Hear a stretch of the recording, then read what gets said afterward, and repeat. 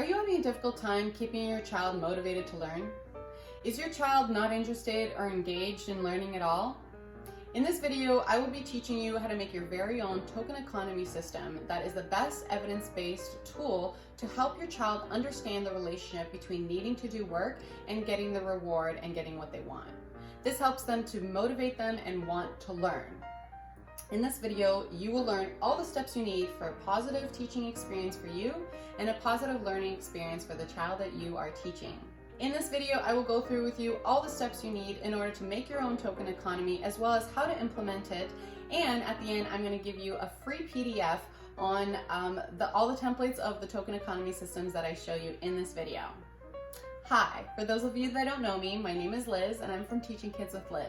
I have over 20 years experience working with kids with special needs, and I've worked in schools, daycares, private and publicly funded organizations. I've worked alongside with psychologists, occupational therapists, speech and language pathologists, teachers, principals, and ECEs, you name it. I also used to run my own successful applied behavior analysis company called Love Kids ABA.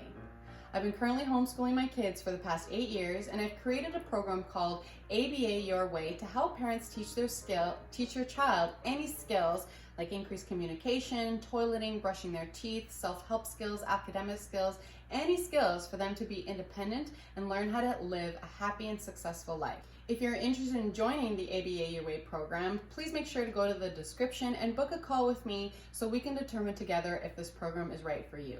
Also, you can get more information at teachingkidswithliz.com. Okay, so let's get started. This is an example of a token economy. This is a simple two-step token economy where you have 2 tokens in order to get started. The token economy is one of the fastest and most effective ways to get your child to follow the rules and to listen. It's very similar to a rewards system, but this way your child earns tokens throughout the day for a specific period of time, and then those tokens can be exchanged for an even bigger reward. It can be used in getting children to do their chores, completing everything at home, follow directions, completing their homework, stopping them from hitting others, or even engaging in social conversations with others. It's just a tool to help reinforce and help build a positive relationship around the skill that you were trying to build. So here's an example of another token economy. You can see here that there are many more spaces.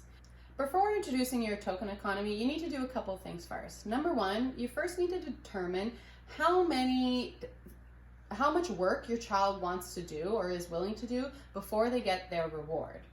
This depends on the age and capability of the child to complete any task that you want them to do. And it also depends on the task that you're doing. Some tasks are harder than others. Also, for example, if you're going to give your child 5 questions, math questions, for example, to answer before they get distracted and losing motivation, then that would be a great place to start. I would give 1 token for those 5 questions when you start noticing that they're getting a little bit distracted and they need that reinforcement and motivation back to the task at hand so that they can get their reward. Token boards do change, especially when you are first introducing them. You're going to want to start off with 1 or 2 tokens so your child can easily earn the rewards that they have chosen prior to. And this will help build that positive relationship with the token economy board and help them be motivated and just build that positive relationship to help them stay on task and motivated and learn that, hey, when I do this and get these tokens, I'm going to get an awesome reward once I'm done.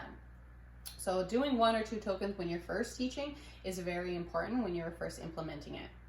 Token boards do change, especially when you're first introducing them. You want to start off really small and then increase pretty quickly depending on your child's needs. You don't want them to get used to getting high levels of reinforcement, because then when you try and get more work, them to do more work for the tokens, they won't be very willing to do it. So don't stay stuck on 1 or 2 tokens, increase it.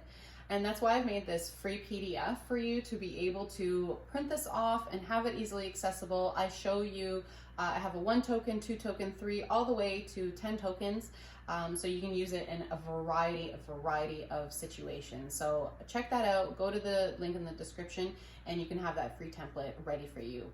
So just print, cut, and laminate. The second step is determining what kind of rewards is your child most likely to want. And this is really easy. This can be a conversation that you have with your child where you have an agreement of the rewards that they are working for. If you're unable to have a verbal conversation with them, then you can check out this video here where I talk about how to do preference assessments, where it can be used for children that don't have any language and are unable to communicate exactly what their reward is and what their favorite thing is to work for. This video really helps you get a proper assessment of what they like and will help you have really high success rate on this program and token economy program working. Because if you don't know the best reward for that child, then they're not going to be willing to do the work for it. So making sure that your reinforcement and the motivating reward is correct is the number one step that I really recommend you really focusing on, that it is correct. Because if it's not, it's not going to work. It doesn't matter how good the program looks or how many tokens, they're not going to care for it, so it won't work. So make sure, do that preference assessment, have a conversation with them to understand, really, is this what they're willing to work for? Once you have determined how many tokens that they're willing to work for, what their reward be, the next step will be creating the tokens and what they will look like. This needs to be determined before you make the token economy. So you want to make simple tokens that aren't going to distract your child from the task at hand. I have made tokens before that were extremely reinforcing and the child just wanted to play with those tokens and wasn't interested at all in the task at hand, so don't do that mistake. But there are other opposite situations where the child is not interested at all and you have to make it super interesting tokens. So that is another step that you have to take before implementing this program to ensure that the tokens will work and that your child will be paying attention to those tokens. It's also important that your child understands what is expected of them and that what the token system means. So once you have made the full token system, once you have are ready to implement it, you need to teach your child how to use it in order to be successful. You can make your own at home. It doesn't have to be fancy. The problem with it is you're going to want something that is durable. So I recommend using cardstock paper when you're printing it out, as well as laminating it. These type of systems, they'll last you a really long time, so making sure you're investing that initial time in making them really, really well will go a long way and will save you time in the future. Also, the system that I showed you before, this one here, it is really, really great. It is super bendable and I can dunk this in water and I won't have a problem. So if you'd like this one, also check it out in the description. Where you can find this, and it has all the pictures already for you, already made. And again, these are made out of a really strong material, and it has the Velcro for you as well. So that is a bonus, and that will save you time. So using proper materials, good materials from the beginning is a great place to start.